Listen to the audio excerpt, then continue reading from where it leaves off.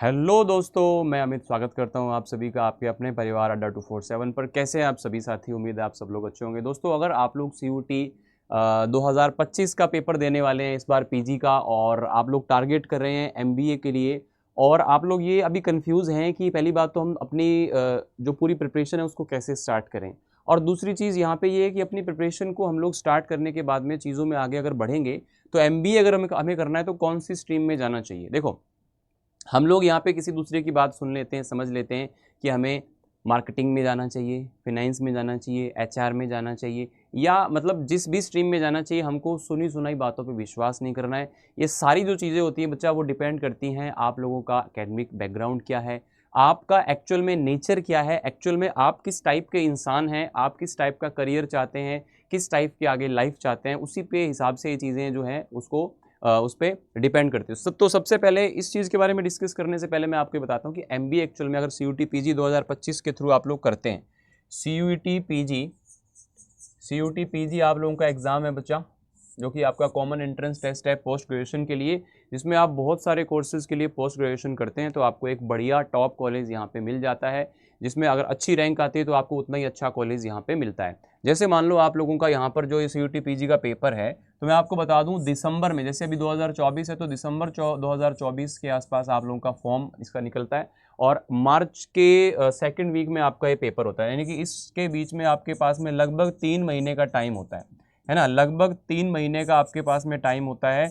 मार्च के अंदर ये आपका एग्जाम होता है। अब इसके अंदर क्या होता है बच्चा, सीयूटी पीजी में आपके 75 क्वेश्चन आते हैं, 75 क्वेश्चन, 4 नंबर ईच, तो 300 मार्क्स हैं। अब आपको एमबीए के लिए बढ़िया कॉलेज चाहिए तो आप मान के चलो यार 260-70 नंबर आपको लाने पड़ेंगे। अच्छा कॉलेज चाहिए, बढ़िया चाहिए तो ठीक है ना।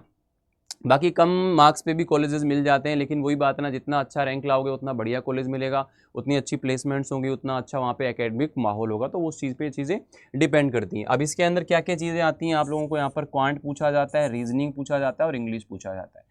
तो इनको मिला करके टोटल यहाँ पे 75 क्वेश्चन आते हैं। पिछली बार हमने जो भी बैचेस पढ़ाए थे सीओक्यूपी 12 के लिए, एमबीए जिस कोड के अंदर आता है उसको सीओक्यूपी 12 बोलते हैं, है ना। तो इसको हमने जो पढ़ाया था लास्ट टाइम में, जितने भी क्वेश्चंस आए थे, चाहे वो इंग्लिश हो, जीएस हो, कुछ भी हो, तो उसमें से लगभग पेपर जो है हमारे उसके अंदर से आया था। सारे की सारी चीज़ें बच्चों ने सही की थी।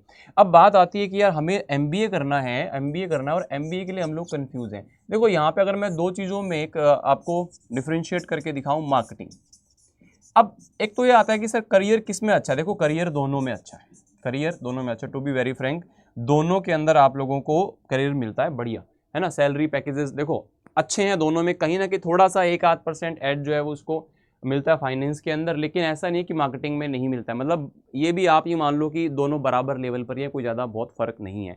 अब जैसे मान लो, जैसे मैं अपना एग्जांपल लेता हूँ, मैं जिस टाइप का इंसान हूँ, मैं थोड़ा सा इतना ज़्यादा सोशल नहीं हूँ, मैं बहुत ज़्यादा लोगों से मतलब बातचीत नहीं स्टार्ट कर पाता, इंटरेक्ट नहीं कर पाता, या ये मान लो कि बहुत ज़्यादा मैं बात करने में या लोगों से इंटरेक्ट करने में थोड़ा सा मैं शाई टाइप का हूँ। तो मैं क्या करूँगा, मेरे को अगर शौक है नंबर्स का, कैलकुलेशंस का, है ना, अकाउंटेंसी के अंदर मेरा मान लो बैकग्राउंड है ना, मान लो सीए किसी का बैकग्राउंड है, बीकॉम किसी का बैकग्राउंड है, अगर उसको चाहिए एक ऐसी लाइफ, अगर उसको चाहिए एक ऐसा समय कि ज़्यादा मेरे को किसी से इधर उधर बात ना करनी पड़े, मेरे को अपना काम करना रहे, मेरे को अपना लैपटॉप पे बैठ के अपना सारा काम हो जाए, सारी चीज़ें मैं कर पाऊँ, और साथ में मैं डेटा जो है ना उसके साथ में मैं फैमिलियर रहना चाहता हूँ, जो डेटा होता है उसके साथ में मैं ज़्यादा घुल मिल के रहना चाहता हूँ, तो वो बंदा जो है फाइनेंस वाली लाइन में जाएगा, ठीक है। अब मान लो कोई दूसरा व्यक्ति है जो चाहता है कि उसका कम्युनिकेशन स्किल अच्छा है ना।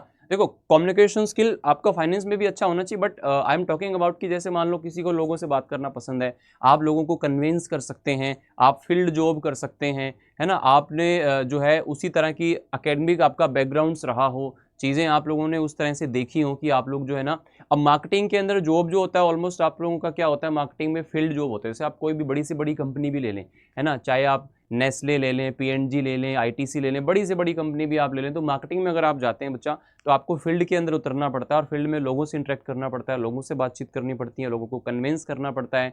आपको मार्केटिंग में भी अलग अलग तरीके की चीज़ें यहाँ पे मिल जाती हैं, चाहे वो डिजिटल मार्केटिंग हो, चाहे वो आपकी किसी भी टाइप की मार्केटिंग हो, इंटरनेशनल मार्केटिंग हो, नेशनल मार्केटिंग हो, तो ये सारी चीज़ें आप लोगों की वहाँ डिपेंड करती हैं। तो आपका किस टाइप का आप व्यक्ति हैं, आप किस में जाना चाहते हैं। देखो करियर दोनों में। अब आप कहो कि मेरे को तो यार घर एक एसी कैबिन में बैठ के लैपटॉप पे बैठ के मेरे को तो काम करना था, मेरे को लोगों से मगजमारी नहीं करनी थी। मेरे को लोगों से जा करके ये ले लो वो ले लो, इसको ये कन्वेंस करो, इतना सेल करो, वो टारगेट पूरा करो, मेरे को इतना सब नहीं करना है। अब नहीं करना है तो फिर आप लोग यहाँ पे मार्केटिंग में उसके लिए ज़्यादा ना आप जाएं। आप लोग नंबर्स से ज़्यादा प्रेम करते हैं, आप अकाउंट्स में ज़्यादा अच्छे हैं, कैलकुलेशंस में अच्छे हैं, और आप लोगों को एक ऐसी लाइफ चाहिए जो फील्ड जॉब ना हो, आपको ऑफिस जॉब चाहिए या इस तरह की चीज़ें चाहिए। आपको जो करियर है, करियर दोनों में मिलता है। मैं फिर बार बार एक ही बात बोल रहा हूँ, तो बच्चा आप लोग फिनेंस के लिए भी जा सकते हो। दोनों के ही टॉप कॉलेजेस हैं, दोनों के ही बढ़िया पढ़ाई हैं। तो आप अपने हिसाब से इस चीज़ को डिसाइड करें और इन्फॉर्मेशन इकट्ठा करें और चीज़ों को देखें, समझें। ऐसा नहीं है कि आपने बस किसी ने बोला और आपने, अब एचआर है, अब एचआर का काम क्या होता है? लोगों की प्रॉब्लम्स को सॉल्व करना, लोगों को चीज़ों को समझाना, कन्वे करना, है ना। तो ये सारी रिस्पॉन्सिबिलिटी अगर आप ले सकते हो तो आप एचआर में जा सकते हो। एक थोड़ा सा कूल, आप ज़्यादा प्रेशर नहीं ले सकते, आपको थोड़ा सा कूल रहना है, दिमाग शांत रखना है। ज़्यादा प्रेशर में आपने कभी काम नहीं किया है तो फिर आप मार्केटिंग में चले जाओगे तो वहाँ पे आपको टारगेट्स होंगे, सारी चीज़ें होंगी, तो फिर एचआर वाला भी आपकी लाइन आ जाता है। तो मैं आपको इसलिए बोलूँगा एमबीए अगर आप जाना चाहते हो तो आप दोनों चीज़ों को कंसीडर करें, दोनों चीज़ों को देखें। अब दूसरी चीज़ मैं बता दूँ आपको, अगर आप CUET PG 2025 के लिए तैयारी कर रहे हो और आपको एक ऐसा बैच चाहिए या ऐसा आपको एक स्टार्ट चाहिए कि जहां से आप लोग अपनी तैयारी को बढ़िया से कर पाएं, तो बच्चा अड्डा 247 पर उन्हीं फैकल्टीज़ के द्वारा आप लोगों को बैच यहाँ पे मिल रहा है, फाउंडेशन बैच, जिन्होंने पिछली बार मतलब ढेरों सिलेक्शंस दिए हैं। तो बच्चा एस्पिरेशन बैच जो है मैं आपको बता देता हूँ, एस्पिरेशन बैच अगर आप अपनी तैयारी को जीरो से स्टार्ट करना चाहते हो, विद प्रिंटेड बुक्स, विद सारी चीज़ें आपको मिल जाएं, आपको लाइव सेशंस मिल जाए, रिकॉर्डिंग सेशंस मिल जाए, DPPs मिल जाए, प्रैक्टिस मिल जाए, डाउट सेशंस मिल जाएं, सारी चीज़ें, आपको कुछ करने की जरूरत नहीं है इसके अलावा। तो आप यहाँ से एस्पिरेशन बैच के लिए जा सकते हो CUET 25 के लिए, चाहे आप COQP 12 यानी कि MBA की तैयारी कर रहे हो या फिर आप कोई भी और एग्जाम की भी तैयारी कर रहे हो। तो मैं आपको प्रोसेस बता देता हूँ क्या है।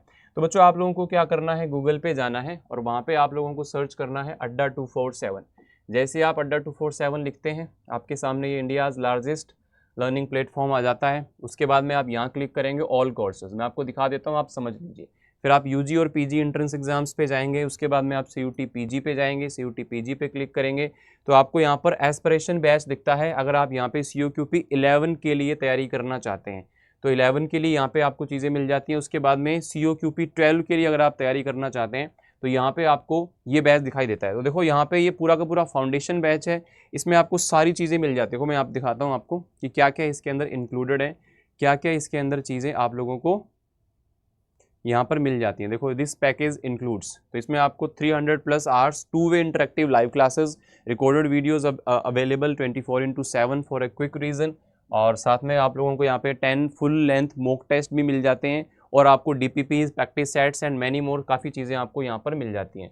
तो आप बाय नाउ पे क्लिक करेंगे, ये आपको 11250 का दिखा रहा है। इसमें आप लोगों को यहाँ पर एक कूपन कोड मैं दे रहा हूँ, जिसको यूज़ करके आप इसके अंदर अच्छी खासी मात्रा में डिस्काउंट पा सकते हैं। यहाँ पे मैं इस कूपन को लिख देता हूँ, कीबोर्ड एक्चुअल में वर्क नहीं कर रहा है। तो यहाँ पे आपको कूपन कोड लगाना है Y829।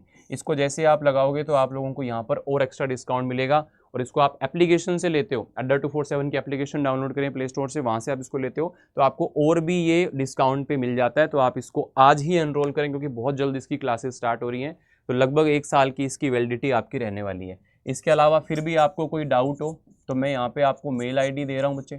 अगर आपको किसी भी प्रकार का कोई कन्फ्यूज़न हो बैच को एनरोल करने से पहले या बाद में, आप मुझे कॉन्टैक्ट कर सकते हैं कभी भी। तो यहाँ पे आप मेल ड्रॉप करेंगे तो आपकी क्वेरी को रिजॉल्व कर दिया जाएगा, जो भी आपके माइंड में कन्फ्यूज़न है। amit.sharma@adda247.com @adda247.com, तो यहाँ पर आप लोग मुझे मेल करके बता सकते हैं। बाकी और कोई भी कन्फ्यूज़न हो और कुछ भी आपको पूछना हो तो आप वीडियो के नीचे कमेंट कर सकते हैं या फिर मुझे मेल कर सकते हैं, ताकि आपकी क्वेरी का सोल्यूशन हो पाए। चलेगा, आज के लिए इतना ही, मिलते हैं नेक्स्ट क्लास में। थैंक यू, शुक्रिया, जय हिंद, जय भारत।